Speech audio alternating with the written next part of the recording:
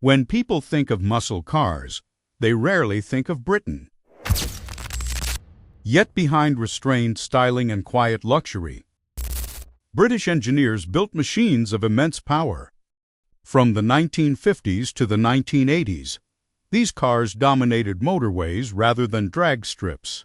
They blended American torque with British craftsmanship and endurance. These are 7 British muscle cars the world quietly forgot. Number 1. Aston Martin V8 Vantage. The 1977 Aston Martin V8 Vantage arrived at a time when the supercar world was dominated by high-strung, mid-engined Italian exotics. Aston Martin's response was characteristically British, a front-engined, rear-drive grand tourer that favored brute force and engineering longevity, hailed as Britain's first supercar. The Vantage was a performance evolution of the standard V8 saloon. To achieve its target, engineers significantly reworked the 5.3-liter engine, installing high-performance camshafts, an increased compression ratio, and larger inlet valves. Breathing through for massive Weber 48 IDF carburetors, the unit produced an estimated 380 horsepower, later rising to 432 in the celebrated X-Pac models. This mechanical prowess translated to a 0 to 60 time of just 5.2 seconds faster than the Ferrari Daytona and a top speed of 170 miles per hour. Visually, the Vantage was defined by its functional aggression, featuring a blanked-off radiator grille and a distinctive T-tray rear spoiler to manage high-speed lift. Inside, the cabin remained a sanctuary of Connolly leather and Wilton carpets, ensuring that the driver remained comfortable while the car decimated long stretches of motorway.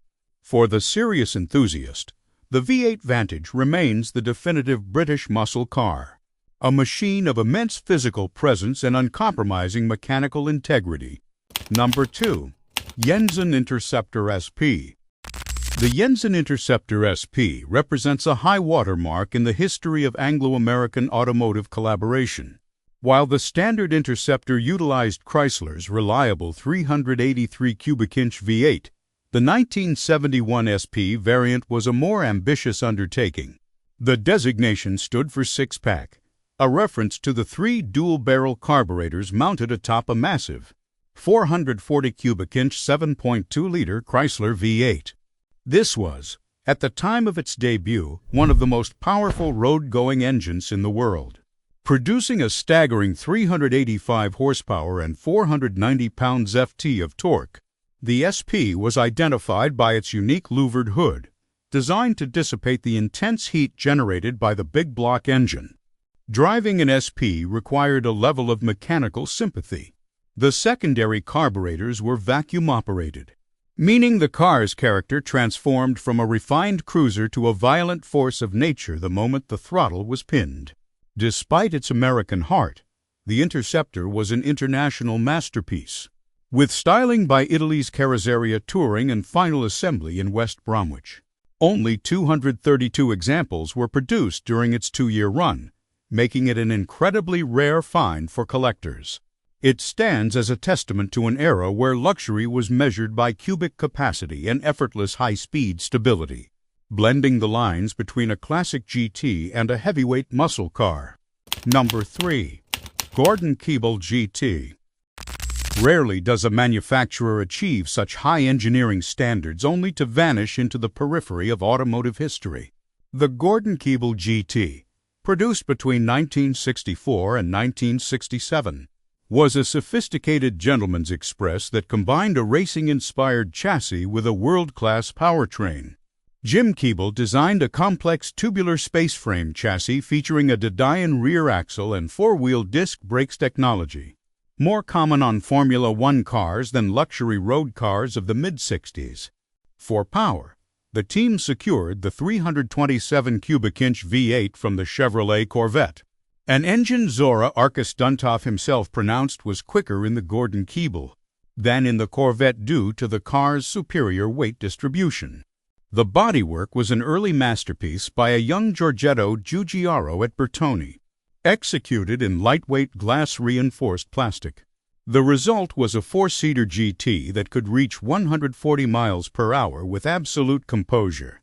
Despite its performance, the Gordon Keeble was famously understated, even featuring a tortoise as its mascot, a self-deprecating nod to the founder's philosophy of quiet speed.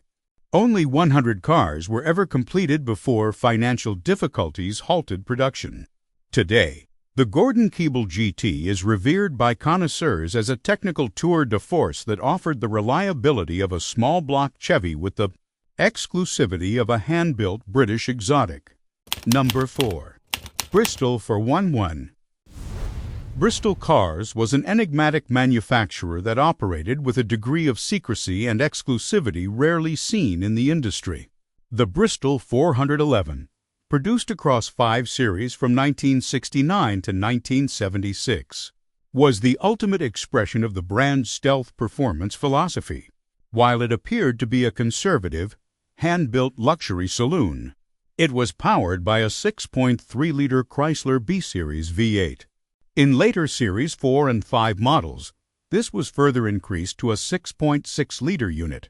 Unlike many of its contemporaries, Bristol prioritized high-speed cruising and aerodynamic efficiency over flashy aesthetics, resulting in a car that could comfortably maintain 140 miles per hour in near silence. The engineering of the 411 reflected Bristol's aviation heritage, featuring a separate chassis and hand-beaten aluminum panels. Inside, the car was a masterclass in traditional craftsmanship, with wood veneers and leather-bound surfaces that felt more like a private club than a vehicle cabin. Because Bristol did not have a traditional dealer network selling only from a single showroom in Kensington, the 411 remained the preserve of a very select clientele. It was a car for those who valued anonymity as much as they did the 335 horsepower under the hood. For the serious collector, the 411 is the quintessential sleeper, a machine that offers massive mechanical depth behind a facade of dignified restraint. Number 5. Rover SD1 Vitesse. The Rover SD1 Vitesse represents a pivotal moment in British automotive history when the executive saloon was reimagined as a touring car legend. Launched in 1982, the Vitesse was the flagship of the SD1 range, taking the Ferrari Daytona-inspired silhouette and injecting it with genuine V8 muscle. At its heart was the legendary 3.5-liter Rover V8, an all-aluminum unit with an American lineage dating back to Buick. For the Vitesse, Rover replaced the standard carburetors with Lucas Elgatronic fuel injection, bumping output to 190 horsepower. While that figure may seem modest today, the car's broad torque curve and 5-speed manual gearbox made it a formidable performer on both road and track. Number 6. Ford Capri RS 2600. In the early 1970s, Ford of Europe sought to dominate the European Touring Car Championship, and the instrument of that dominance was the Capri RS 2600, developed by Ford's Cologne-based RS division. This was not a traditional muscle car built on displacement alone, but rather a homologation special built for technical precision. It featured a 2.6-liter V6 engine equipped with Kugelfischer mechanical fuel injection, a highly advanced setup for the era which produced 150 horsepower in road trim. More importantly, the RS 2600 utilized a lightened chassis, plastic body panels, and a Westlake-engineered cylinder head, making it a giant killer in competitive racing. The RS 2600 was the first Ford to prove that the Capri nameplate could stand for more than just affordable style. It was a legitimate sports machine with a 0 to 60 time of 7.7 seconds and a top speed of 127 miles per hour. Visually, it was distinguished by its lack of bumpers and its signature 4-spoke alloy wheels, giving it a purposeful, track-ready stance. Because the RS 2600 was primarily intended for the European market and was never officially sold in the UK in large numbers, it retains a sense of exotic mystery. For the serious enthusiast, the 2,600 rupees is respected as a landmark of Ford's motorsport heritage, offering a balanced, high-revving alternative to the heavy displacement muscle of the era. Number 7. MGB GT-V8. The MGB GT-V8 is often cited as the car that British Leyland should have built years earlier. By 1973, the standard MGB was beginning to show its age. But the addition of the 3.5-liter Rover V8 transformed the compact GT into a serious performance contender. The brilliance of the MGB GT-V8 lay in the weight of its power plant. The all-aluminum V8 was actually lighter than the iron block four-cylinder it replaced. This meant the car gained 137 horsepower and massive low-end torque without sacrificing the nimble, balanced handling for which the MGB was famous. The V8 version was produced exclusively in the GT fastback body style, which offered a degree of practicality and refinement that matched its new, effortless performance. It could reach 60 miles per hour in roughly 8 seconds and cruise comfortably at triple-digit speeds, a significant jump over the standard model. Despite its potential, production was limited to just 2,591 units over 3 years, hampered by the 1973 fuel crisis and British Leyland's internal politics.